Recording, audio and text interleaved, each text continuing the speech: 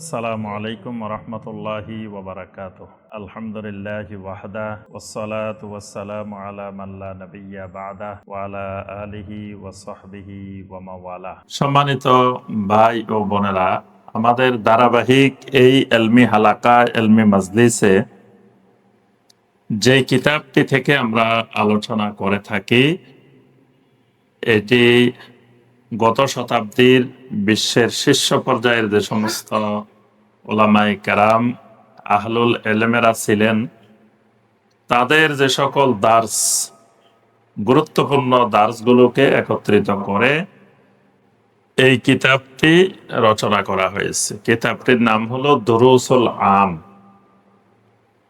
অর্থাৎ গুরুত্বপূর্ণ বিশেষ বিশেষ দার্স সমূহ। তো আজকে আমরা যেখান থেকে আলোচনা করব, এখানে প্রথমে গুরুত্বপূর্ণ কয়েকটি ফতোয়া আছে, এরপরেই একটা বিষয়ের উপরে আলোচনা আছে, ফাদলু সালামাতিস সদর। অর্থাৎ সালামাতুস সদর মানে নিজের বক্ষকে নিরাপদ রাখা। তো এই সম্পর্কে আলোচনাটা, দার্সটা আমরা শুনবো। তো প্রথমে আমরা কয়েকটি প্রশ্ন আছে। সামাহাতুশ শায়েখ আব্দুল আজিজ বিন বাজ রাহিমাহুল্লাহ, যাকে আমরা সবাই এক নামে চিনি। তো শাইখ বিন বাজ রাহিমাহুল্লাহর কাছে একটি ফতোয়া জানতে চাওয়া হয়েছে। আলাইসা লিসাহিরে তাওবা, কোন জাদুকর যদি তাওবা করে তার তাওবা গ্রহণযোগ্য হবে কিনা, জাদুকরের জন্য তাওবা আছে কিনা। এটা হলো শাইখ বিন বাজ রাহিমাহুল্লাহর কাছে প্রশ্ন। আমরা জানি 7টি সবচাইতে বড় বড় যে কবিরা গুনাহ, যে 7টি গুনাহকে নবী সাল্লাল্লাহু আলাইহি ওয়াসাল্লাম বলেছেন আস-সাবউল মুবিকাত, এই 7টি ধ্বংসাত্মক কবিরা গুনাহ, যেটা একজন মুসলিমের ঈমান আমল সবকিছুকে ধ্বংস করে ফেলে। এই ধরনের 7টি ধ্বংসাত্মক কবিরা গুনাহ আছে। টোটাল কবিরা গুনার সংখ্যা কয়টি? 70টি। 70টির মধ্যে 7টিকে নবী সাল্লাল্লাহু আলাইহি ওয়াসাল্লাম বলছেন আস-সাবউল মুবিকাত। এর মধ্যে প্রথমটি হলো আল্লাহর সাথে শিরিক করা। তারপরেরটি 2 নম্বরটাই হলো আস-সিহর, জাদু করা। তাহলে জাদু একটা মারাত্মক কবিরা গুনাহ, এবং জাদু কুফরি। জাদুকে আল্লাহ রাব্বুল আলামিন কোরআনে কারিমে কুফরি বলছেন। প্রথম যে ফেরেশতারা জাদু শিখাইতেন, তারা দুনিয়ার মানুষকে বলতেন যে ইন্নামা নাহনু ফিতনাতুন ফালা তাকফুর, আমরা তোমাদের জন্য ফিতনা, পরীক্ষা স্বরূপ, তোমরা কুফরি করিও না। মানে তোমরা জাদু শিখে তোমরা কুফরি করিও না। তাহলে জাদু করা, যাকে দিয়ে করানো হয়, যারা যারা জাদুর কাজে সহযোগিতা করে, প্রত্যেকে কুফরি করে, এবং এই কুফরি করলে ঈমান ভেঙে যায়। এটা ঈমান ভঙ্গের একটি গুরুত্বপূর্ণ কারণ। এই জন্যই শাইখের কাছে জানতে চাওয়া হয়েছে যে এই জাদুকর, জাদুকারী, সে যদি তওবা করে তাহলে তার তওবা কবুল হবে কিনা। তো তিনি উত্তরে বলছেন আস-সহিহ আন্নাহু লা তাওবাতা লাহু ফি হুকমিজ যাহির বাল ইয়াজিবু কাতলাহু মাতা সাবাতা আন্নাহু সাহিরুন বিল বায়্যিনাতিশ শারঈয়্যা লাদাল মাহকামা। বলছে বিশুদ্ধ কথা হলো, বিশুদ্ধ মত হলো, জাহের হুকুম, প্রকাশ্য হুকুম হলো আন্নাহু লা তাওবাতা লাহু, জাদুকরের কোনো তাওবা নাই,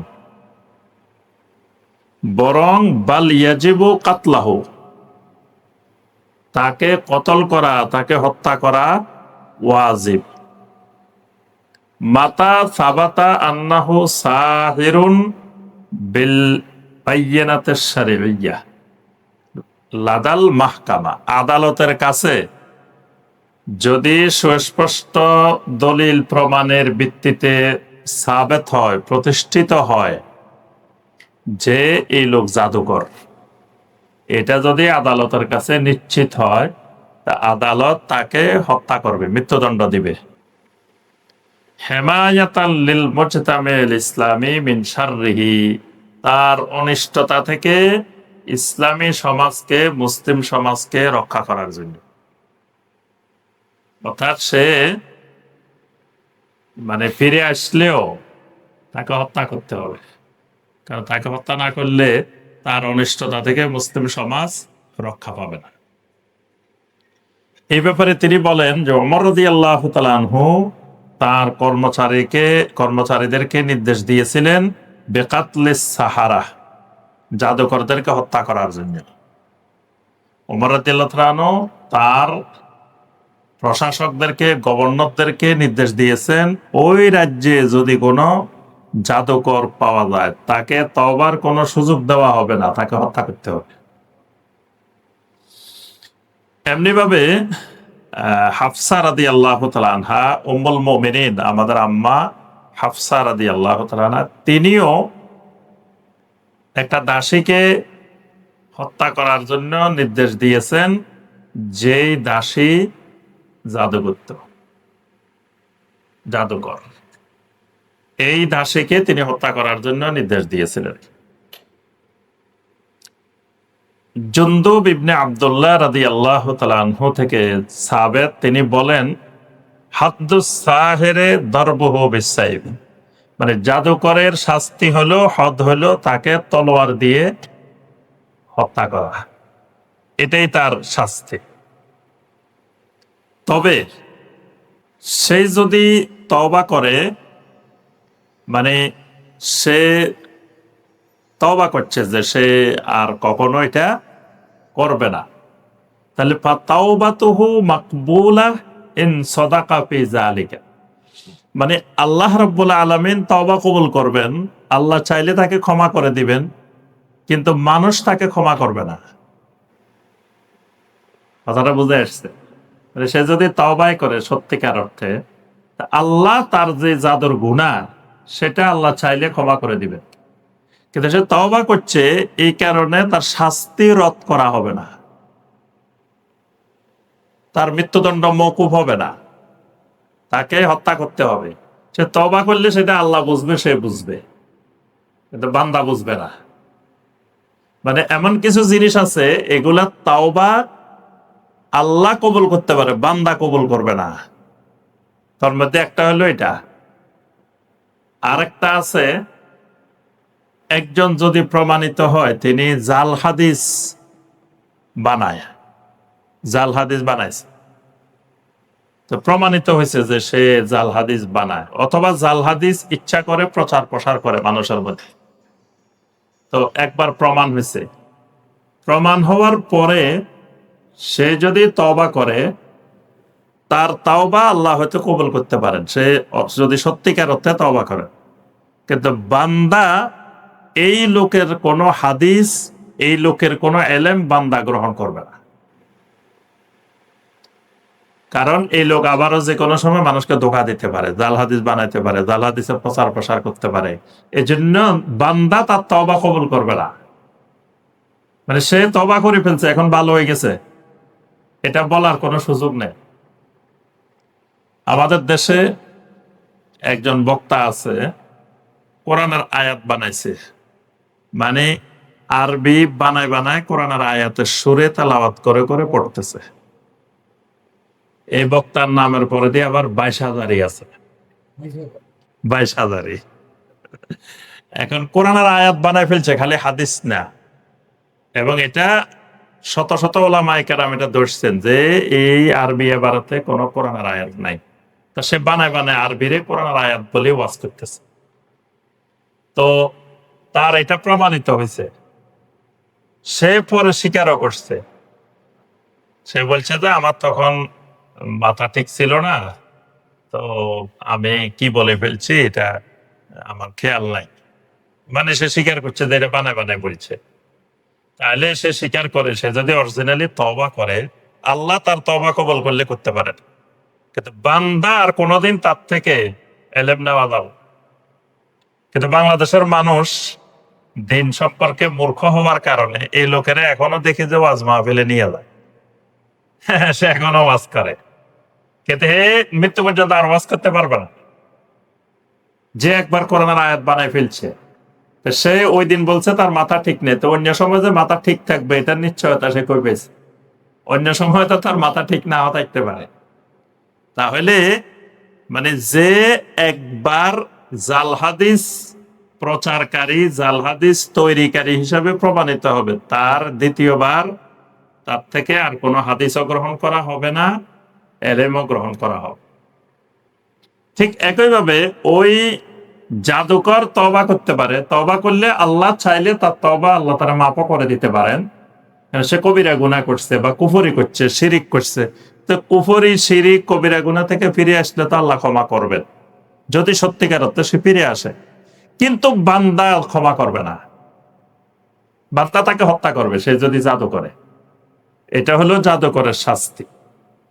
এরপরে তিনি আল্লাহর কাছে তওবা গ্রহণযোগ্য হতে পারে, এটা দলিল পেশ করছেন সূরা নূরের 31 নম্বর আয়াত। আল্লাহ পাক বলছেন, ওয়াতুবু ইলাল্লাহি জামিআন আইয়ুহাল মুমিনুন লাআল্লাকুম তুফলিহুন।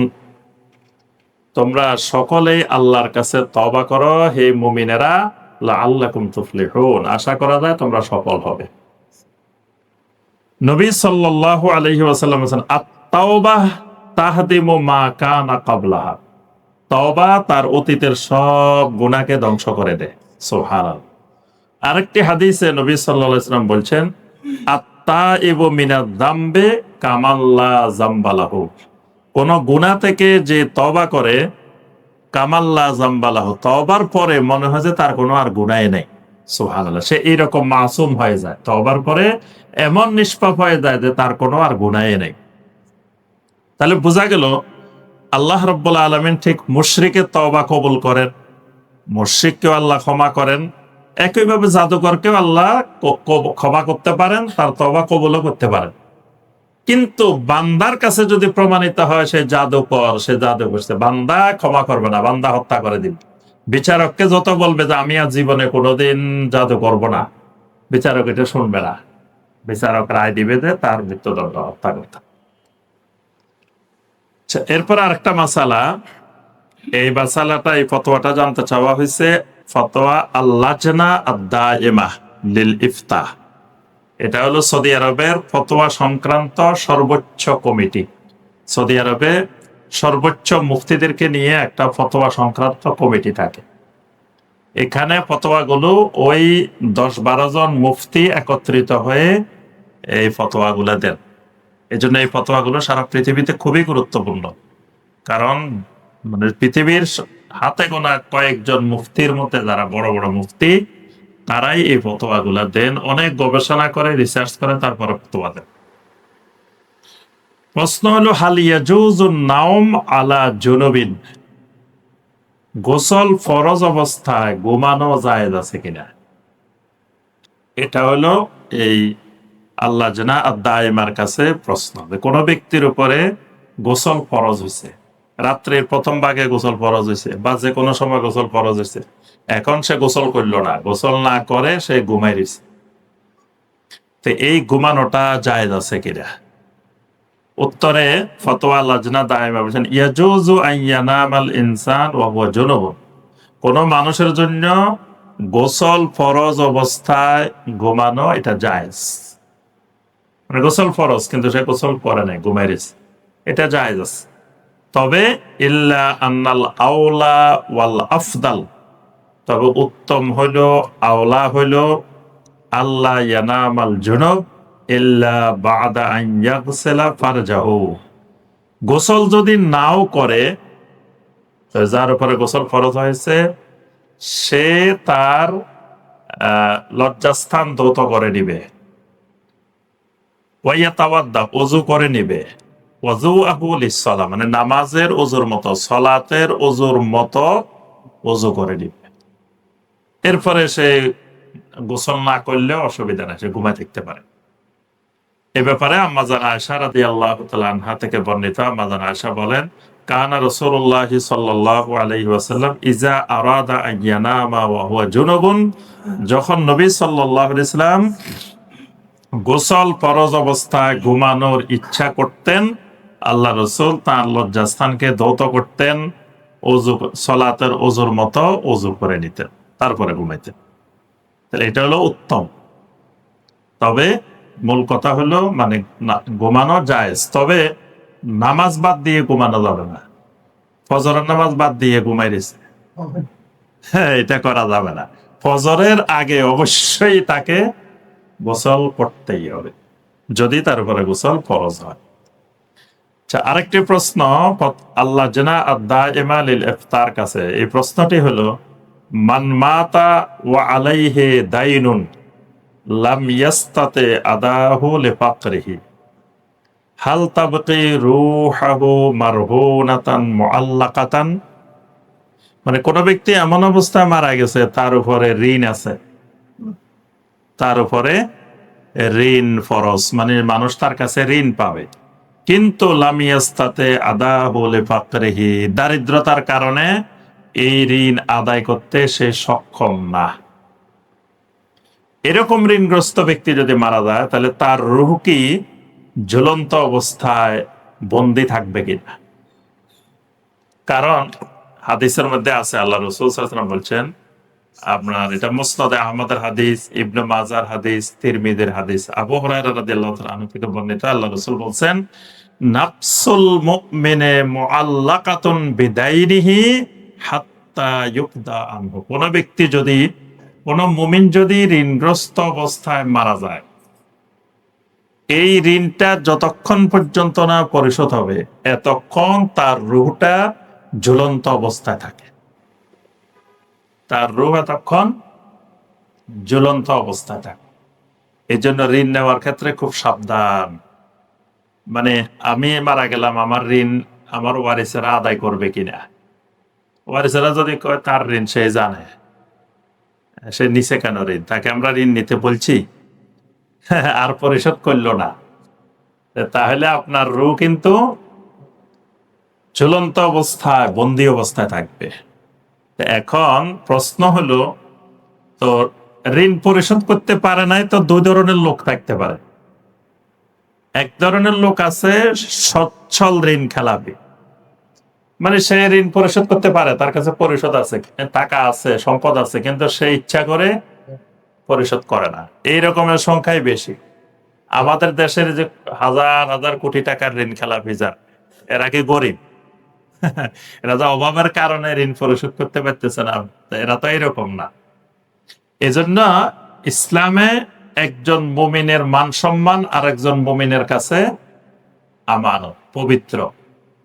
একজন মুমিন আর একজন মুমিনের মান সম্মান নষ্ট করতে পারবে না, কিন্তু একটা ক্ষেত্রে নবী সাল্লাল্লাহু আলাইহি ওয়াসাল্লাম অনুমোদন দিচ্ছেন, তার মান সম্মান নষ্ট করা যাবে। নবী সাল্লাল্লাহু আলাইহি ওয়াসাল্লাম বলছেন, যে ঋণ খেলাপি সচ্ছল ঋণ খেলাপি, মানে সে ঋণ পরিশোধ করার মতো সামর্থ্য আছে কিন্তু ঋণ পরিশোধ করে না, তাহলে এই লোকের ইয়াস্তাহিল্লু ইরদাহু, এই লোকের মান সম্মান নষ্ট করা বাকিদের জন্য হালাল। নবী সাল্লাল্লাহু আলাইহি ওয়াসাল্লাম হালাল করে দিয়েছে। মানে আপনি পত্রিকায় লোকের নাম দিয়ে, ছবি দিয়ে বিজ্ঞাপন দিয়ে দিতে পারবেন, এটাতে আপনার কোনো গুনাহ হবে না। বিজ্ঞাপন দিয়ে দিবেন যে এই যে ঋণ খেলাপি দেখেন, এই ভদ্রলোক ঋণ খেলাপি, ঋণ দেওয়ার মতো তার কাছে সামর্থ্য আছে কিন্তু ঋণ পরিশোধ করতেছে না। আর অন্যদেরকে আপনি সতর্ক করে দিলেন, খবরদার বাকিরা কোনো ভাই যেন এর দোকানে না পড়েন, এরা আমি একবার ঋণ দিয়ে পাইতেছি না, আপনারা কেউ আর ঋণ দিবেন না।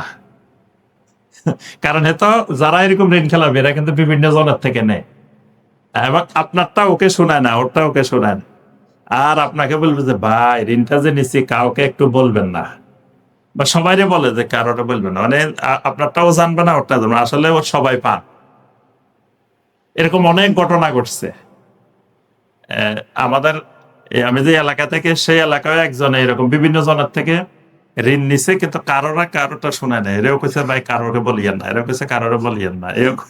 এখন সবাই ঋণ দিব সেটা এক সময় সে হঠাৎ করে পালাই গেছে এলাকা থেকে। এখন এ কয় ভাই আমি তো 2 লাখ টাকা পেতাম, এ কয় আমি 5 লাখ টাকা পেতাম, এ কয় 3 লাখ টাকা, সবাই পায়। কিন্তু এই যে ভাইবো এ জানা না, এই যে ভাইবো এ জানা না। এরকম ঋণ খেলাপি হলে তাদের ব্যাপারে পুরো জাতিকে জানাই দেওয়া, এটা জায়েজ। এটা গীবত হবে না, তার মান সম্মান নষ্ট করলে কোনো গুনাহ হবে না। কারণ এই লোকটা আপনার সচ্ছল ঋণ খেলাপি, এবং এদের অনেক শাস্তির কথাও আছে হাদিসের মধ্যে। মানে জাহিলি যুগে মানুষ ঋণের বোঝা জর্জরিত হয়ে থাকতো, মানে সুদের উপরে সুদ, সুদের উপরে সুদ, চক্রবৃদ্ধি হারে সুদ। এজন্য আল্লাহ পাক সূরা আলে ইমরানের 131 132 এখানে আল্লাহ বলছেন যে ইয়া আইয়ুহাল্লাযীনা আমানু লা তাকুলুর রিবা আদআফাম মুদাআফা, হে ঈমানদাররা তোমরা চক্রবৃদ্ধি হারে সুদ খাইও না। তো এখন নবী সাল্লাল্লাহু আলাইহি ওয়াসাল্লাম সুদকে হারাম করে দিলেন, কিন্তু কর্জে হাসান দেওয়ার ব্যাপারে নবী সাল্লাল্লাহু আলাইহি ওয়াসাল্লাম উৎসাহিত করছেন। কর্জে হাসান মানে একজন আরেকজনকে ঋণ দিবে সুদ ছাড়া। তো কিছু কিছু মানুষ আবার বললো যে পাইছি সুবিধা, যেহেতু সুদ দেওয়া লাগবে না, তাহলে আবার 3 মাসের জায়গায় 6 মাস পরে দিব, 6 মাসের জায়গায় 9 মাস পরে দিব, এরকম কিছু মানুষ আছে। তো জাহেলি যুগেও এরকম নবী সাল্লাল্লাহু আলাইহি ওয়াসাল্লাম দেখলেন যে কিছু মানুষ এই সুযোগ পেয়ে ইচ্ছা করে ঋণ পরিশোধ করে না, গড়িমসি করে, মনে করে এত সুদ দেওয়া লাগবে না। এখনো দেখবেন মানে ইসলামী ব্যাংকিং এর ক্ষেত্রে আসলে মানুষ মনে করে কি সুদ ভিত্তিক ব্যাংকে তো আপনি টাকা দিতে দেরি করলে খালি সুদ যোগ হবে, তো ইসলামী ব্যাংকিং এ তো কোনো সুদ যোগ হবে না, আপনি দেরি করলেও সুদ যোগ করা যাবে না। আপনি 3 মাসের টাকা দেওয়ার কথা, টাকা এটা যদি 3 বছরেও দেন তাও কিন্তু 1 টাকাও সুদ যোগ করতে পারবে না। এখন মানুষ ইচ্ছা করে করে দেয় না, ইচ্ছা করে করে দেরি করে। এই জন্য শরিয়ার এই সিদ্ধান্ত নেওয়া হয়েছে যে বিলম্ব করলে আপনার উপরে একটা বিলম্ব ফি বা জরিমানা নেওয়া হবে। দেখবেন ইসলামী ব্যাংকগুলোতে এই কম্পেনসেশন আছে, জরিমানা আছে, কিন্তু শর্ত আছে। জরিমানা এটা ব্যাংকের ইনকাম হিসাবে, আয় হিসাবে নেওয়া যাবে না। এই জরিমানাটা ওই চ্যারিটি ফান্ডে, ফাউন্ডেশনে দিয়ে দিতে হবে, এটা আয় হবে না, এটা হারাম। এখন আপনার থেকে নেওয়া হয়েছে কেন? ওই যে আপনি দিতেছেন না, তো হয়তো একজনের সমস্যার কারণে, বাকিরা তো এই জরিমানা না দেখলে 3 বছরও দিবে না। হ্যাঁ, এই জন্য হাদিসে আল্লাহ রাসূল সাল্লাল্লাহু আলাইহি ওয়াসাল্লাম যারা ইচ্ছাকৃত ঋণ খেলাপি, মানে সামর্থ্য আছে কিন্তু দেয় না, এদের অনেক শাস্তির কথা আল্লাহ রাসূল সাল্লাল্লাহু আলাইহি ওয়াসাল্লাম বর্ণনা করেছেন। এখন এখানে যে মাসালা, এ হলো অসচ্ছল ঋণ খেলাপি, মানে আগে নিচে ঋণ, এখন যে ঋণ পরিশোধ করবে সেটাও নাই, সব খাই ফেলছে, ঋণ পরিশোধ করার মতো কিছু নাই। কিন্তু কোনো ব্যক্তি মারা গেলে খেয়াল রাখতে হবে, ওয়ারিসেরা সম্পদ বন্টন করার আগে ওই ব্যক্তির যত ঋণ থাকবে সম্পদ দিয়ে ঋণ পরিশোধ করতে হবে। ঋণ পরিশোধ করে যদি 1 টাকাও না থাকে তাহলে ওয়ারিসেরা কিছুই পাবে না, ওয়ারিসেরা পাবেই না। কিন্তু ওয়ারিসদের সম্পদ বন্টনের আগে ওই ব্যক্তির ঋণ পরিশোধ করতে হবে। এই জন্য কিন্তু আপনি যখন ঋণ করবেন তখন এটা আপনার ওয়ারিসদেরকে জানাবেন, এবং ওয়ারিসদের থেকে ওয়াদা নেবেন যে আমি যদি ঋণ পরিশোধ করার আগে মারা যাই তাহলে তারা যেন আপনার এই ঋণ পরিশোধ করে, আপনার সম্পদ থেকে তারা যেন এই ঋণ পরিশোধ করে। আচ্ছা, এখন এই মাসালার উত্তরে ফতোয়া লাজনা দাইমা বলতেছেন যে তার কাছে কোনো ঋণ নেই, মানে টাকা নাই পরিশোধ করার মতো, অসমর্থ। এখানে তারা বলছেন যে ওই ব্যক্তি এই হাদিসের আওতাভুক্ত হবে না। কোনো ব্যক্তি মারা গেলে, যে নবী সাল্লাল্লাহু আলাইহি ওয়াসাল্লাম বলছে ঋণ সহকারে মারা গেলে তার রূহটা ঝুলন্ত অবস্থায়, বন্দী অবস্থায় থাকবে, এই ব্যক্তি এই হাদিসের আওতাভুক্ত হবে না, কারণ তার কাছে তো ঋণ পরিশোধ করার মতো সামর্থ্য নাই। তার সামর্থ্য না থাকলে ওই যে ব্যক্তি ঋণ দিছেন, কর্জে হাসান দিছেন, উনি দেওয়ার সময় এই নিয়তে দিতে হবে যে আমার এই মুসলিম ভাই যদি ঋণ পরিশোধ করতে অসমর্থ হয়ে যায় তাহলে আমি তাকে ক্ষমা করে দিব। কিন্তু সামর্থ্য আছে, তাকে ক্ষমা করা যাবে না। সামর্থ্য নাই, কিছুই নেই আপনার ঋণ পরিশোধ করবেন, তাহলে আপনি তাকে ক্ষমা করে দিবেন, এর বিনিময়ে আল্লাহ আপনাকে যাজা দিবেন। এখন ওই যে এখানে উত্তরে বলা হচ্ছে যে এই হাদিসটা এই ব্যক্তির ক্ষেত্রে প্রযোজ্য হবে না, কারণ আল্লাহ পাক বলছেন সূরা আল বাকারা 286 নম্বর আয়াত, লা ইউকাল্লিফুল্লাহু নাফসান ইল্লা বুসআহা। কোন ব্যক্তির সাধ্যের অতিরিক্ত কোন বোঝা আল্লাহ রাব্বুল আলামিন তার উপরে চাপিয়ে দেন না। তবে খেয়াল রাখতে হবে, নেওয়ার সময় কিছু মানুষ আছে আবার খালি ঋণ করে অভ্যাস হয়ে যায়, ঋণ না লাগলেও ঋণ করে, আর মনে করে যে আমি না দিতে পারলে তো ক্ষমা করে দিবে। হ্যাঁ, তাই যা নিচে সব খাই ফেলছে, সব খরচ করে ফেলছে। নেওয়ার সময় তার নিয়ত যে দিবে না। এখনকার সময়ে বেশিরভাগ মানুষ আপনার থেকে যখন ঋণ নিবে, হাওলাত নিবে, নেওয়ার সময় এই নিয়তে যে আর দিবে না। তার নেওয়ার সময় ভিতরে ভিতরে নিয়ত হলো কি সে আর দিবে। আর এতদিন তো একটু সম্পর্ক ছিল ভালো, আপনি উপকার করতে যায়, এবার সম্পর্ক কি হয়, সম্পর্ক খারাপ, শেষ পর্যন্ত আত্মীয় স্বজনের সম্পর্ক ছিন্ন হয়ে যায়। হ্যাঁ, টাকা দান না দিলে সম্পর্ক ভালো থাকে, যখন উপকার করছেন টাকা দান দিচ্ছেন, শেষ পর্যন্ত আত্মীয়তা সম্পর্ক ছিন্ন, কথাবার্তা বন্ধ, মোবাইল বন্ধ, যোগাযোগ বন্ধ, সব সম্পর্ক ছিন্ন হয়ে গেছে। আল্লাহ রসুল সাল্লাল্লাহু আলাইহি ওয়াসাল্লাম বলেন, মান আখাযা আমওয়ালান নাস ইউরিদু আদাআহা। কোন ব্যক্তি যদি কারো থেকে নেওয়ার সময় এই নিয়তে নেয় যে আমি দ্রুত তার ঋণটা পরিশোধ করে দিব, তাহলে আল্লাহ রাব্বুল আলামিন তার ঋণ পরিশোধটা সহজ করে দেন, আল্লাহ ব্যবস্থা করে দেন। সুবহানাল্লাহ। আর কোন ব্যক্তি যদি এই নিয়তে নেয় যে আমি দিব না, আল্লাহ তার এই ঋণ পরিশোধটা কঠিন করে দেন, সে নিয়তে করছে দিবে না। তো এই জন্য নেওয়ার সময় এই নিয়তে নেওয়া যাবে না যে আমি ঋণটা পরিশোধ করব। নেওয়ার সময় এই নিয়তে নিতে হবে যে দ্রুত, যত তার সাথে একটা চুক্তি হবে এত তারিখে দিব, তার আগে যেন আমি দিয়ে দিতে পারি, এই নিয়তেই নিতে হবে। আল্লাহ পাক আমাদেরকে আমল করার তৌফিক দান করুন। এরপরে সেটি হলো ফাদলু সালামাতিস সাদর, এই বিষয়ের উপরে দার্স। সালামাতুস সাদর মানে একজন মুমিনের ভিতরে কোন ধরনের হিংসা, বিদ্বেষ, অহংকার এগুলো থাকা যাবে না। এগুলো থাকা মানে তার বক্ষটা ত্রুটিযুক্ত, তার বক্ষটা অসুস্থ, তার বক্ষটা রোগাক্রান্ত, তার কল্পটা বিভিন্ন রোগে আক্রান্ত হয়ে গেছে। আর এগুলো থেকে মুক্ত থাকাকে বলা হয় সালামাতুস সদর। মানে আমার অন্তরটা, আমার বক্ষটা সমস্ত রকমের অপরাধ থেকে মুক্ত। অপরাধ মানে হিংসা, বিদ্বেষ, অহংকার, এগুলো থেকে আমার অন্তরটা মুক্ত।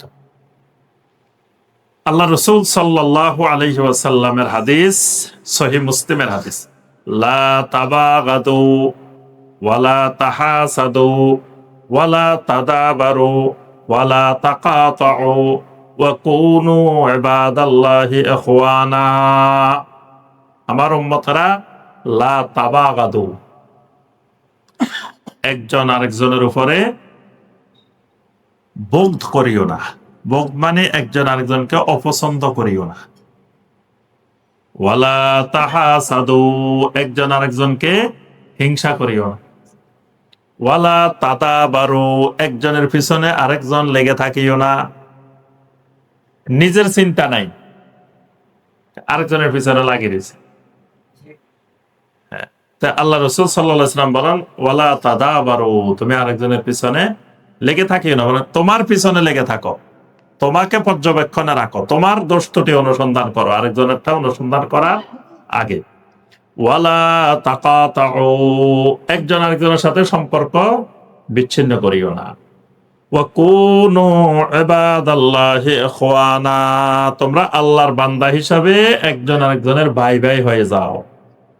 ওয়ালা ইয়াহিল্লু লিমুসলিমিন আন ইয়াহজুরা আখাহু ফাওকা সালাস। এক মুসলিম আরেক মুসলিমকে 3 দিনের বেশি পরিত্যাগ করা, 3 দিনের বেশি তার সাথে কথাবার্তা সম্পর্ক বন্ধ রাখা জায়েজ নাই, বৈধ নয়। আরেকটি হাদিসে আল্লাহ রাসূল সাল্লাল্লাহু আলাইহি ওয়াসাল্লাম বলেন, ওয়াল্লাযী নাফসি বিয়াদিহি, ওই আল্লাহর কসম যে আল্লাহর হাতে আমার প্রাণ, লা তাদখুলুল জান্নাতা হাত্তা তুমিনু, ততক্ষণ পর্যন্ত তোমাদের কেউ জান্নাতে যাবে না যতক্ষণ পর্যন্ত না সে ঈমান না আনবে।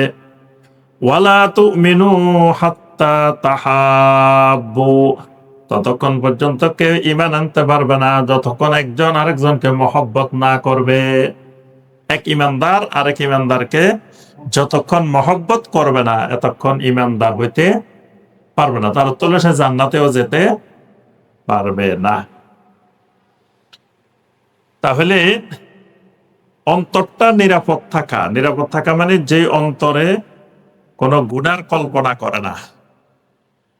মানুষের ভিতরে গুনার অনেক কল্পনা জল্পনা হয়, এই কল্পনা জল্পনা নাই।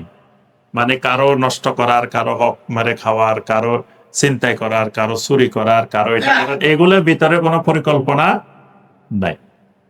ভিতরে কারো প্রতি কোনো হিংসা বিদ্বেষ এগুলা নাই, ভিতরে কোনো অহংকার নাই।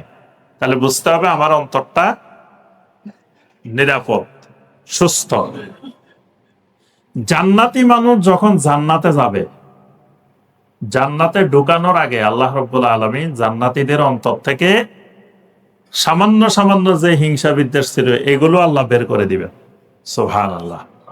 মানে পৃথিবীতে এমন কোন মানুষ নাই যার অন্তরে সামান্য হলেও হিংসা বিদ্বেষ নাই, এরকম কোন মানুষ একজনও নাই।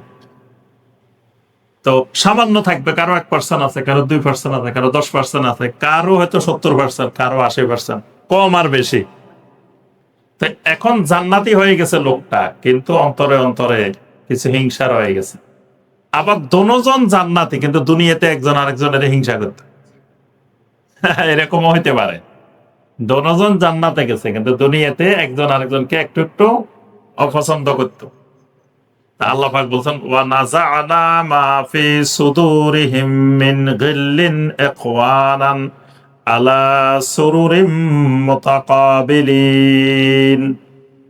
জান্নাতীদের ভিতরে তাদের অন্তরে সামান্য পরিমাণও যদি হিংসা বিদ্বেষ থাকে, ওই জান্নাতে ঢুকানোর আগে আমি সেটা তার থেকে বের করে নিব। সুবহানাল্লাহ।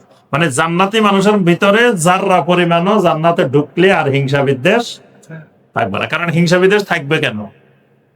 সেখানে তো আপনার কিছুর অভাব নাই, যে আরেকজনের বেশি পাই গেছে, আপনার কম হয়েছে, এটা নিয়ে গেছে, এটা করছে, আপনার তো এখানে হিংসা করার আর কিছু নাই। আল্লাহ পাক জান্নাতীদের অন্তর থেকে এটা বের করে দিবেন। আলা সুরুরিম মুতাকাবিলিন, জান্নাতীরা একজন আরেকজনের সাথে আনন্দ চিত্তে সামনাসামনি বসে গল্প করবে, কথা বলবে, কোন ধরনের হিংসা বিদ্বেষ থাকবে না।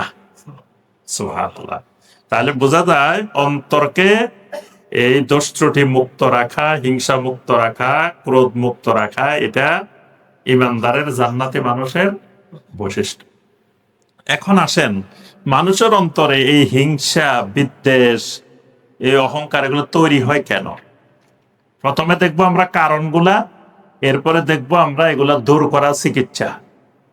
আজকে আমরা দুটা জিনিস আলোচনা করবো। একটা হলো কি কি কারণে অন্তরগুলা অসুস্থ হয়, অন্তরের ভিতরে রোগ ব্যাধি তৈরি হয়, হিংসা বিদ্বেষ তৈরি হয়, আর এটার কি কি চিকিৎসা করলে এটা সুস্থ হয়ে যায়। 1 নম্বরে যে কারণে মুমিনদের অন্তরে হিংসা বিদ্বেষ অহংকার এগুলো তৈরি হয়, 1 নম্বর কারণ তাআতুশ শায়তান, শয়তানের আনুগত্য। শয়তানের আনুগত্যর দ্বারা এগুলো তৈরি হয়। কারণ শয়তান চায় প্রত্যেকটা মুমিনের অন্তর যেন হিংসা বিদ্বেষ অহংকার এগুলাতে পরিপূর্ণ হয়। এজন্য দেখবেন মানুষটা নেককার, মানুষটা ভালো, কিন্তু হিংসায় ভরা। মানুষটা নামাজি, মানুষটা দেখবেন যে খুব দিন মানে দিন পালন করে, কিন্তু আবার হিংসাও করে। মানুষটা দিন পালন করে কিন্তু খুব অহংকারী। হ্যাঁ, কাউকে কথা বলতে যেতে না, মানে সে সব বুঝে, তিনি সবচেয়ে বড় আলেম, তার থেকে বড় আলেম, মানুষ ভালো, কিন্তু তার মধ্যে অহংকার ঢুকে গেছে।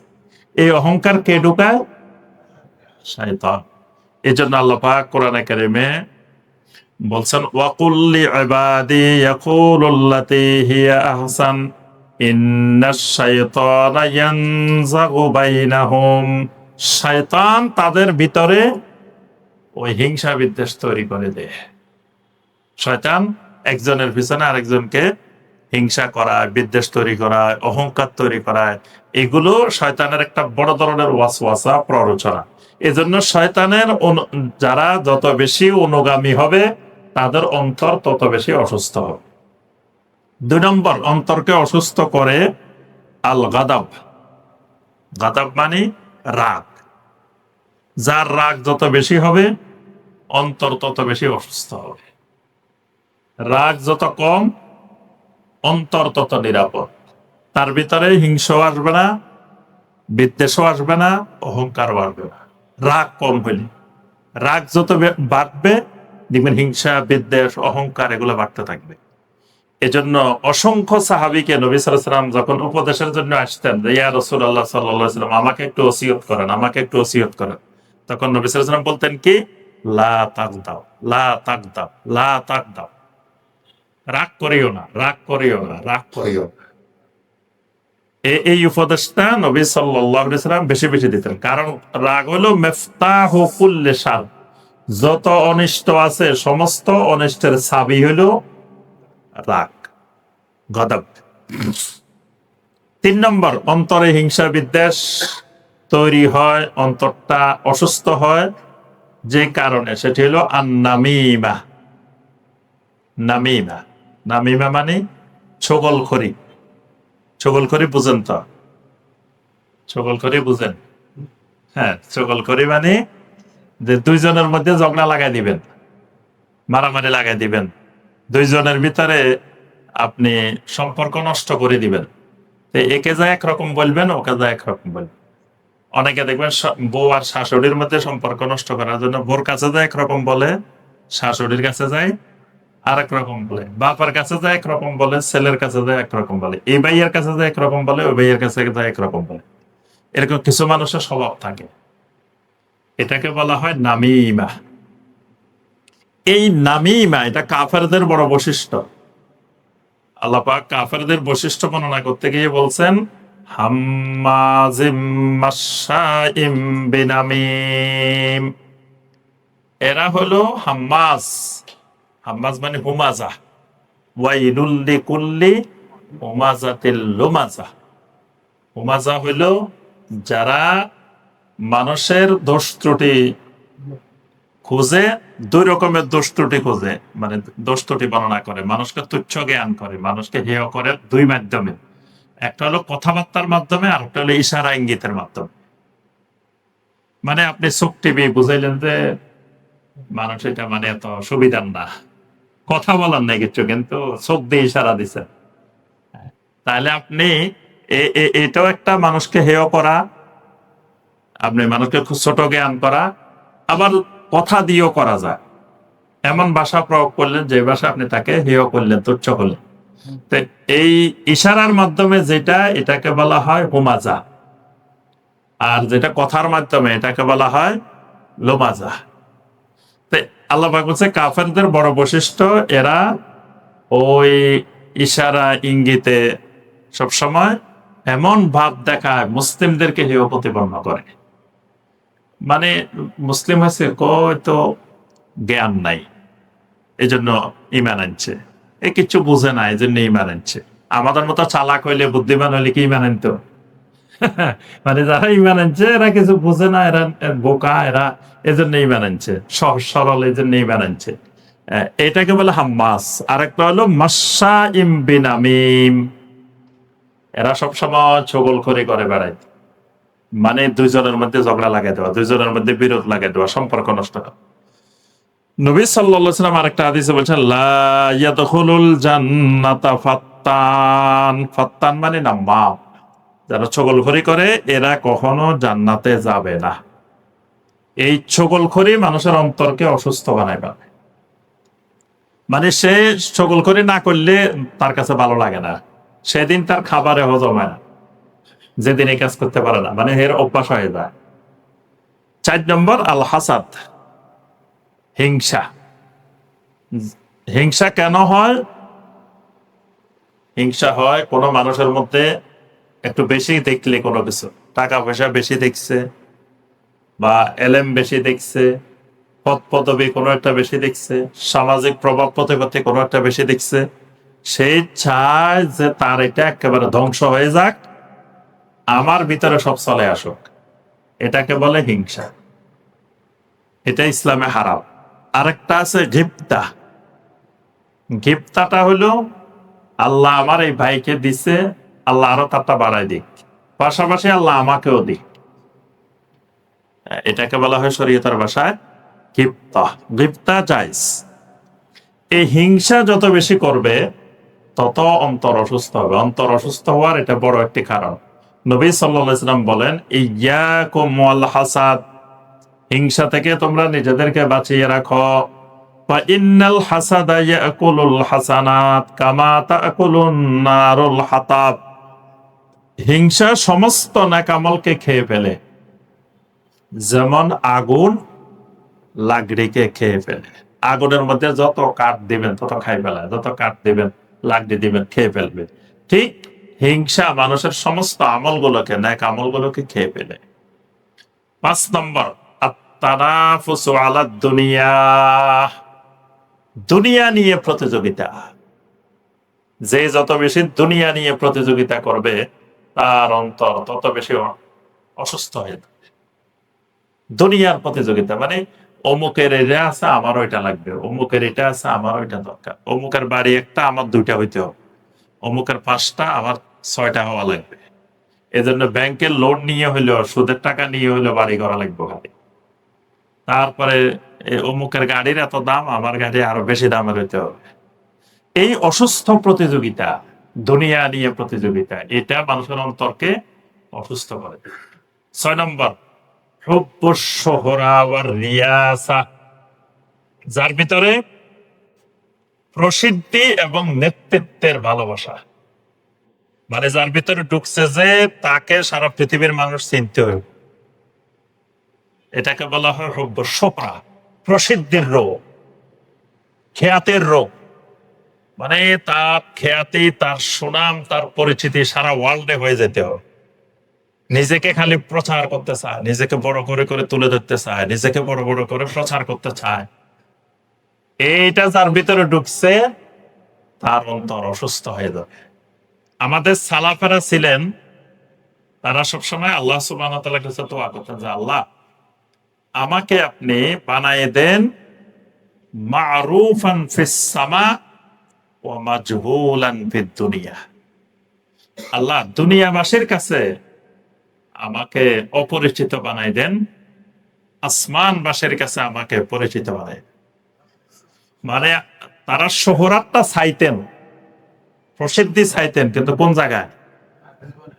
আহলুস সামা, মারুফান ফি আহলিস সামা। আসমানবাসীদের কাছে আল্লাহ আমার খ্যাতি, আমার সুনাম পুরো আসমানে আসমানে ছড়াই দেন। ফেরেশতারা নাম শুনলে যাতে বুঝতে পারে, ও এটা ওই শান্তিনগরের অমুক। ফেরেশতারা নাম শুনলে যাতে বুঝি যায়, পরিচয় হয়ে যায়। পুরা আসমানে আমার নাম। তা আসমানে কেমনে আপনার নাম সুখ্যাতি হবে? দেখবেন এমন এমন আমল আছে যেগুলো করলে আল্লাহ সুবহানাহু ওয়া তাআলা আসমানে ফেরেশতাদের সাথে আলাপ আলোচনা করে। আল্লাহ এদের নাম ধরে ধরে বলে। যেমন আমরা যে জিকিরের মাজলিসে বসছি, এখন এলেমের মাজলিসে বসছি, আল্লাহ রাব্বুল আলামিন তার নিকটবর্তী ফেরেশতাদের কাছে আমাদেরকে নিয়ে আলোচনা করতেছে, প্রত্যেকের নাম সহকারে, যে অমুক অমুক অমুক অমুক শান্তিনগর মসজিদে জিকিরের মাজলিসে বসছে। এই যে নামগুলো ফেরেশতাদের কাছে পৌঁছে গেছে না, এরকম যদি আপনার প্রতিদিন না ফেরেশতাদের সামনে নাম এটা আসতেই থাকে, তাহলে তার নাম এটা বলার আগে ফেরেশতারা চিনে, ও এটা অমুক, পরিচিত হয়ে যায়। এই জন্যই সালাফেরা আল্লাহর কাছে দোয়া করতেন, আল্লাহ আমাকে আপনি আসমানবাসীর কাছে পরিচিত করে দেন, আর জমিনবাসীর কাছে কি করে দেন? মাজহুল, অপরিচিত বানাই দেন। এরকম মানুষ কিন্তু সমাজে পাইবেন না, আমার কেউ না চিনুক, হ্যাঁ, এটা কেউ চায় না। এই যে ওয়াইস আল কারনি, ওয়াইস আল কারনি রাহমাল্লাহ, যিনি ওয়াইস কুরুনি নামে আমাদের দেশে খুব পরিচিত। ওয়াইস আল কারনি রাহমাহুল্লাহ সারা জীবন খালি মানুষের থেকে পালাই বেড়াইছেন, মানুষ যাতে তারা না চেনে, মানুষ যাতে তারা না চেনে। প্রথমে উনি নবী সাল্লাল্লাহু আলাইহি সাল্লামের সময় ইসলাম গ্রহণ করছে, কিন্তু উনি আসতে পারেন না, কারণ অঞ্চল থেকে তিনি আসতে পারেন নাই। তার মায়ের খেদমত করতেন, তার মায়ের খেদমত রেখে আসতে পারেন। এখন নবী সাল্লাল্লাহু আলাইহি সাল্লামের ওফাতের পরে আসছে, আল্লাহ রাসূল বলে গেছেন, সহিহ মুসলিমের হাদিস, ওমরকে বলে গেছেন যে এরকম একটা লোক আসবে, কারণ অঞ্চলের, নাম হবে ওয়াইস, তার এই পরিচয়, মায়ের খেদমত করে, তার শরীরে এই চিহ্ন আছে। এই লোক যদি আসে তোমাদের কাছে, তোমরা তার কাছে দোয়া চাইবা। সাহাবীদেরকে বলছেন তার কাছে কি? সে কিন্তু সাহাবী না। ওয়াইস আল কারনি রাহিমাহুল্লাহ তিনি তাবেঈ, কিন্তু রাসূলকে সরাসরি দেখেন নাই, কিন্তু রাসূল সাহাবীদেরকে বলছেন তার কাছে কি করার জন্য? দোয়া চাওয়া। এখন উনি ওমর রাদিয়াল্লাহু তাআলার সময় আসছে মধ্যে। এখন তা আসার পরে ওমর রাদিয়াল্লাহু তাআলা দেখে জিজ্ঞেস করে, তোমার নাম কি? এটা কয় হ্যাঁ এটা। তোমার বাবার নাম এটা? হ্যাঁ। তোমার বাড়ি অমুক জায়গায়? হ্যাঁ। তোমার শরীরে একটা চিহ্ন আছে? হ্যাঁ। তোমার মায়ের খেদমত করতে এরকম? হ্যাঁ। সব মিলে গেছে আল্লাহ রাসূল যা বলছেন। বললো যে তুমি তো সে ওয়াইস আল কারনি যার ব্যাপারে নবী সাল্লাল্লাহু আলাইহি ওয়াসাল্লাম আমাদেরকে বলে গেছেন, তো তুমি আমাদের জন্য একটু দোয়া, তোমার দোয়ার মধ্যে আমাদেরকে শামিল রাখবা। এখন এই যে ওমর যে কথাগুলো বলছে, কিছু লোকে শুনে গেছে না, এরা বাইরে যায় সবার বলা শুরু করছে, আল্লাহ রসুল যে বলে গেছে ওই ওয়াইস আসছে, কিন্তু এখন তো দলে দলে মানুষ আসা শুরু হয়েছে ওয়াইসের দেখার জন্য, যে ব্যক্তিকে আল্লাহ রসুল সাল্লাল্লাহু আলাইহি সাল্লাম বলে গেছে এই লোকের ব্যাপারে। ওয়াইস ওমর রাদিয়াল্লাহু তাআলা আনহু থেকে বিদায় নিয়ে, কারণ ওনার সাথে আরো লোকেরা আসছে না, এখন উনি চিন্তা করছে, আরে আমি যদি আমার এলাকায় আবার ফেরত যাই, তাহলে লোক এগুলা ওই এলাকা যায় সবাই বলে দিব যে তোমরা তো ওয়াইসের চিনো নাই, আল্লাহ রসুল এই বলে গেছে। আবার ওমরের মতো লোকেরা সাহাবীরা তার কাছে দোয়া চাইছে। এখন উনি ভয় পাইতেছে, আমি ওখানে গেলে আমাকে কেন্দ্র করে শিরিক শুরু হয়ে যেতে পারে, বেদাত শুরু হয়ে যেতে পারে। উনি আর দেশে ফেরত যান নাই, ওই এলাকায় যান নাই, উনি কোথায় যেন পালাই গেছেন, ওনাকে আর কেউ খুঁজে পায় নাই। অনেক দিন চলে গেছে, উনি খুঁজে পায়। এরপরে তিনি একবার আবার হজে আসছে, হজে আসার পরে আবার কিছু লোকে চিনে গেছে। এখন চিনি বলতেছে, তুমি না ওয়াইস, তুমি না অমুক? বলে যে হ্যাঁ। তো এরপরে তার কাছে দোয়া চাওয়া শুরু হয়েছে। এখন ওই ওই যে এলাকায় গেছে, ওই এলাকার কিছু লোকও আসছে সাথে, তারা কিন্তু উনারে চিনতো না, উনি যে সে ওয়াইস। এই লোকেরাও চিনে গেছে। আবার এবার এরাও যায় এলাকায় বলে দিব, উনি এবার ওই এলাকায়ও যান নাই,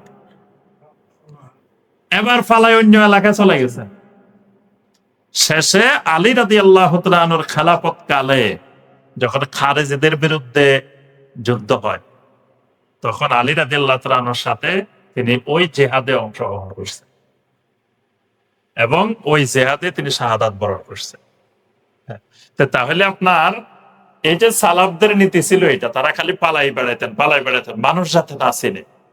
কিন্তু এখন আমাদের অভ্যাস হয়ে গেছে উল্টা, খালি পরিচিতি, খালি পরিচিতি। এই পরিচিতির রোগ যাকে ধরবে, প্রসিদ্ধির রোগ, খ্যাতের রোগ, এটা অন্তরকে অসুস্থ বানাই ফেলবে।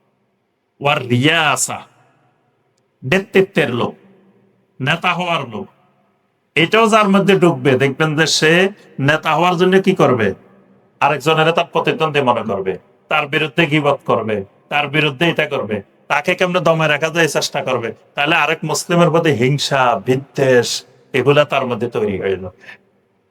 এজন্য প্রসিদ্ধি এবং নেতৃত্বের লোভ, এটা অন্তরের রোগকে বাড়াই দেয়। 7 নম্বর, কাসরাতুল মেজাহ, বেশি বেশি হাসি তামাশা করা, কৌতুক করা, এটার দ্বারাও আপনার অন্তর অসুস্থ হয়ে যায়। অনেক বক্তা বাইরেছে দেখবেন, মানুষের খালি হাসা, কিচ্ছা কাহিনী কতগুলো আগে থেকে বানাই আনে বাড়ি থেকে, যে এগুলো বললে মানুষ হাসবে। এই হাসানো ওয়াজ, এটা অন্তরকে অসুস্থ হয়। আবার কিছু বক্তা বাইরেছে খালি কান্দায়, কান্দা না আসলেও রুমালের মধ্যে ইয়া লাগায় নিয়ে আসে। কি লাগায়? হ্যাঁ জি, গ্লিসারিন। এটা নাকি লাগাইলে পানি জর্জর করে পড়ে গেল। খালি মুছে আর পানি পড়ে, মুছে আর পানি পড়ে। মানুষ তো মনে করতেছে কানতে কানতে শেষ, মানে কান্নাটাই তার ব্যবসা। এই দুই ধরনের বাইরেছে, মানে এই জাতি যখন মূর্খতার দিকে গেছে, এলেম থেকে দূরে সরে গেছে, তখন আল্লাহ এদের উপরে গজব হিসাবে দুই ধরনের বক্তা দিয়ে দিছে। এক ধরনের বক্তা হইলো খালি হাসাইব, আরেক ধরনের বক্তা হলো কি কান্দাইব। দুটেই ঠিক না। আপনার এই বেশি হাসাহাসি করা, এটা অন্তরকে রোগাক্রান্ত করে ফেলে। এই 7টা হলো অন্তরকে অসুস্থ বানানোর বড় মাধ্যম। এবার আসেন চিকিৎসা। অন্তরকে সুস্থ করার জন্য যে কাজগুলো করলে দ্রুত চিকিৎসা হয়ে যাবে, অন্তর সুস্থ হয়ে যাবে, সালামাতুস সদর হয়ে যাবে। 1 নম্বর আল ইখলাস। 1 নম্বর চিকিৎসা হইল আল ইখলাস। এটা ইমাম ইবনুল কাইয়িম রাহিমাহুল্লাহ, তিনি এই চিকিৎসাগুলো জাদুল মাআদের মধ্যে, তারপরে আপনার আরো বিভিন্ন কিতাবে তিনি বর্ণনা করেছেন। 1 নম্বর ইখলাস। যত যার ভিতরে ইখলাস যত বেশি হবে, অন্তর তত সুস্থ হয়ে যাবে। দেখবেন সে কারো প্রতি হিংসা বিদ্বেষ কিচ্ছু তৈরি হবে না যখন ইখলাস বেড়ে যাবে। কারণ আমি যা কাজ করতেছি কার জন্য করতেছি? আল্লাহর সন্তুষ্টির জন্য। তাইলে আবার আপনি ধরো সালাত আদায় করতেছেন কার জন্য? আল্লাহর জন্য। কে দেখছে না দেখছে, কে কি বলছে না বলছে, আপনার অন্তরে আর কিছু নেই। আমি আমার আল্লাহর জন্য করছি, আমার আল্লাহ দেখছে। আরেকজনের উপকার করছেন আল্লাহর সন্তুষ্টির জন্য। এখন আপনার আপনার এই উপকারের প্রতিদানে কি বলছে না বলছে, কি দিছে না দিছে, এসব প্রশ্ন আর আসবে না। তা আমি তো আল্লাহ সন্তুষ্টির জন্য করছি, আল্লাহ আমাকে দিবে। কি দিল না দিল, কি বললো না বললো। কিন্তু আমরা কি করি? তাকে আজকে সহযোগিতা এটা করছি, কালকে কোনো এক কাজে আমি দেখছি আসে নাই, কই মিয়া তোর সারা বছর সব ধরনের টাকা পয়সা দিয়ে সহযোগিতা করি, আজকে আমার বিপদে আসলি না, সাথে সাথে যা দিছে সব বরবাদ, সব শেষ। সে যদি আল্লাহর সন্তুষ্টির জন্য ইখলাসের সাথে দিত, তাহলে তো তার সাথে কোনো সম্পর্ক হয় নাই। তাই আমি আল্লাহর জন্য দিছি, আল্লাহ তো আমার প্রতিদান দিবেন, যা দিবেন। সে কি করলো না করলো দেখার বিষয় না। এই জন্য যত বেশি এই বিষয়টা থাকবে, ইখলাস থাকবে, তত অন্তর সুস্থ নিরাপদ। 2 নম্বর রিদাল আবদে আন রাব্বিহি ওয়া ইমতালাউ কলবিহি বিহি, মানে আল্লাহ রাব্বুল আলামিনকে রব হিসাবে পেয়ে সন্তুষ্ট হয়ে যাওয়া। মানে একটা হলো, দেখবেন সাহাবায়ে কেরামের বৈশিষ্ট্য কোরআনে আল্লাহ বারবার বলছে, রাদিয়াল্লাহু আনহুম ওয়া রাদু আনহু, যে আল্লাহ এদের উপরে সন্তুষ্ট হয়ে গেছে, আবার এরাও কি আল্লাহর উপরে সন্তুষ্ট হয়ে গেছে। আচ্ছা, আমাদের উপরে আল্লাহ সন্তুষ্ট হয়েছে, এটা তো বুঝলাম। আমরা আল্লাহর উপরে সন্তুষ্ট হয়েছি, এটা মানে কি? যে আমি আল্লাহর উপরে কেমনে সন্তুষ্ট হব? আল্লাহ না আমার উপরে সন্তুষ্ট হবে, এটা বুঝলাম। যে আল্লাহ আমি এই আমলটা করছি, আল্লাহ আমার উপরে খুশি হয়ে গেছে, আল্লাহ রাজি হয়ে গেছে, আল্লাহ আমার ইখলাসটা পছন্দ। তা আল্লাহ রাজি হয় এটা কিন্তু আমরা বুঝছি, কিন্তু আবার আমি কেমনে আল্লাহর উপরে রাজি হব? আর আমি আল্লাহর উপরে রাজি হইলে কি না হইলে কি কি কিন্তু না, আল্লাহর উপরে রাজি হইতে হবে। আপনি যতক্ষণ আল্লাহর উপরে রাজি হবেন, তখন আল্লাহ আপনার উপরে রাজি হবে। যতক্ষণ আপনি আল্লাহর উপরে সন্তুষ্ট হব না, আল্লাহ আমার আপনার উপরে সন্তুষ্ট হবেন না। এই জন্য দেখবেন ওই যে নবী সাল্লাল্লাহু আলাইহি ওয়াসাল্লাম বলেছেন, মান রাদিয়া বিল্লাহি রাব্বান ওয়া বিল ইসলামি দীনান ওয়া বি মুহাম্মাদিন সাল্লাল্লাহু আলাইহি ওয়াসাল্লাম নাবিয়্যান দাখালাল জান্নাহ। সুবহানাল্লাহ। যে ব্যক্তি আল্লাহকে রব হিসাবে পেয়ে সন্তুষ্ট হয়ে গেছে, ইসলামকে দ্বীন হিসাবে পেয়ে সন্তুষ্ট হয়ে গেছে, মুহাম্মদ সাল্লাল্লাহু আলাইহি ওয়াসাল্লামকে নবী হিসাবে পেয়ে সন্তুষ্ট হয়ে গেছে, সে জান্নাতে যাবে। সুবহানাল্লাহ। তাহলে এজন্য আমরা বলি রাদিতু বিল্লাহি রাব্বান, আল্লাহকে রব হিসাবে পেয়ে আমি রাজি হয়ে গেছি, সন্তুষ্ট হয়ে গেছি। সন্তুষ্ট হওয়া মানে যে আমার একজন রব আছে, আল্লাহ রাব্বুল আলামিন। এই আল্লাহকে রব পাইছি আমি, এটার জন্য আমি জমিনের মধ্যে সবচাইতে বড় সৌভাগ্যবান। এজন্য আমি আমার এই রবের সাথে সম্পর্ক বাড়ানোর জন্য চেষ্টায় আছি। দেখবেন আপনি যখন আপনার রবের সাথে সম্পর্ক বাড়ানোর চেষ্টায় থাকবেন, তখন অন্য মানুষের প্রতি আপনার হিংসা বিদ্বেষ কিচ্ছু আসবে না। কারণ আপনি অন্য মানুষ নিয়ে চিন্তা করার সময় তো পাইবেন না।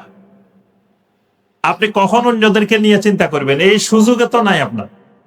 দেখবেন ওই যে যাদের কাজকর্ম নাই, বেকার, এরাই দেখবেন যে ওই দোকানে বসে বসে গীবত, সমালোচনা, কার কি হয়েছে না হয়েছে।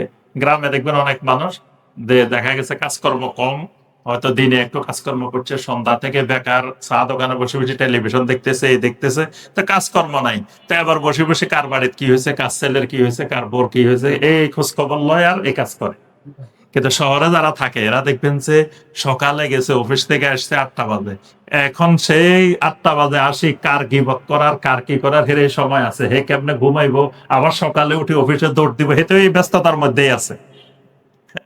এখন যেই লোকটা আল্লাহকে সন্তুষ্ট করার জন্য, আল্লাহকে রাজি করার জন্য ব্যস্ত, সে আর অন্য মানুষ নিয়ে চিন্তা করার সময় আছে?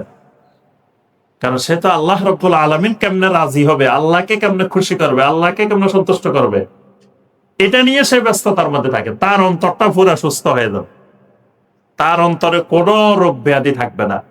আর যখন দেখবেন যে আপনি আপনার রবকে সন্তুষ্ট করার জন্য ব্যস্ত, আপনি আরো চাইবেন যে আমার ভাই, এই ভাইও আল্লাহকে সন্তুষ্ট করুক, এই ভাইও আল্লাহকে সন্তুষ্ট করুক, আপনি আরো 10 জনকে চাইবেন যে সবাই আল্লাহকে রাজি খুশি করা নিয়ে ব্যস্ত থাকুক। তখন দেখবেন যে আর মানুষকে নিয়ে চিন্তা করার, হিংসা, বিদ্বেষ, এই অহংকার, এগুলো ভিতরে আসবে না। 3 নম্বর, কিরাআতুল কোরআন ওয়া তাদাব্বুরুহু, কোরআনে কারীম বেশি বেশি পড়তে হবে আর কোরআনের তাদাব্বুর করতে হবে। তাদাব্বুর মানে কোরআন তেলাওয়াত আর কোরআন বোঝার জন্য সবসময় চেষ্টা করতে হবে, কোরআনের সাথে লেগে থাকতে হবে, তাহলে অন্তরে আর রোগ ব্যাধি থাকবে না। কারণ কোরআনকে আল্লাহ বলছেন শিফাউল লিমা ফিস সুদূর ওয়া নুনাজ্জিলু মিনাল কোরআনি মা হুয়া শিফাউ ওয়া রাহমাতুল লিল মুমিনিন, এটা মুমিনের অন্তরে শিফা দিবে, সমস্ত রোগ ব্যাধি দূর করে দিবে। 4 নম্বর, তাযাক্কুরুল হিসাব ওয়াল ইকাব, সব সময় হিসাবের কথা মনে করা, আযাবের কথা মনে করা, যে আল্লাহর কাছে আমাকে হিসাব দিতে হবে, আল্লাহর শাস্তিগুলোর কথা স্মরণ করা। 5 নম্বরে দোয়া, আল্লাহর কাছে সবসময় দোয়া করতে হবে, আল্লাহ আমার অন্তরকে পরিচ্ছন্ন করে দেন, আমার অন্তরে কোনো রোগ ব্যাধি রাখবেন না। 6 নম্বর সাদাকা, আল্লাহর রাস্তায় সাদাকা করা, বেশি বেশি আল্লাহর রাস্তায় সাদাকা করা। সাদাকা করলে অন্তরের রোগ ব্যাধি দূর হয়ে যায়, অন্তরকে পবিত্র করে দিবে। 7 নম্বর ইফশাউস সালাম, বেশি বেশি করে সালাম দেওয়া। 8 নম্বর, কি আজানের টাইম হয়ে গেছে, শেষ করে দিচ্ছ। 8 নম্বর, তারকু কাসরাতিস সুআল, বেশি বেশি প্রশ্ন করা, এটা পরিহার করা। যেটা জানি এটাই তো আমল করি না, তো খামাকা যেটা দরকার নাই, অনেকে প্রশ্ন করে 10 বছর পরে এটা হইতে পারে, 5 বছর পরে এটা হইতে পারে, এটা হলে কি হবে, এই প্রশ্ন করা যাবে না, যে সময় আসবে ওই সময় দেখা যাবে। এজন্য বেশি বেশি প্রশ্ন পরিহার করা। 9 নম্বর, মুহাব্বাতুল খায়র লিল মুসলিমিন, আমার নিজের জন্য যেটা পছন্দ করি আমার অন্য মুসলিম ভাইয়ের জন্য সেটা পছন্দ করা। 10 নম্বর, আদাবুল ইস্তেমালিল গীবা ওয়ান নামিমা, গীবত, সকল করে এগুলোকে করতে চাইলে না শোনা। ধরুন আপনার কাছে একজন গীবত করতে আসছে, বলে ভাই আমাকে তো বলতেছেন, আমি কিন্তু ওর বলে দিব, তখন দেখবেন আর গীবত করবে না, আর তার ব্যাপারে বলবে না। যদি এমন কথা বলেন যেটা আমি তাকে বললে কোনো অসুবিধা হবে না, আপনারা বলি তলি লাস্টে বলে যে খবরদার ভাই এই কথা যেন সে না শুনে, বা এই কথা যেন কেউ না শুনে, আপনি বলেন না আমাকে বলা মানে সবাই শুনে যাবো, আমি সবাইকে বলে বেড়াও, তখন দেখবেন যে আর আপনার কাছে গীবত করবে না। এই গীবত না শোনা, এগুলো না শোনা, এগুলো হলো অন্তরকে নিরাপদ রাখা, সুস্থ রাখার উপায়। আল্লাহ রাব্বুল আলামিন আমাদের সবাইকে অন্তরের সকল রোগ ব্যাধি থেকে মুক্ত হয়ে অন্তরকে সুস্থ রাখার আল্লাহ পাক তৌফিক দান করুন। আমিন ইয়া রাব্বাল আলামিন। সুবহানাকা আল্লাহুম্মা ওয়া বিহামদিকা আশহাদু আল্লা ইলাহা ইল্লা আনতা আস্তাগফিরুকা ওয়া আতুবু ইলাইক।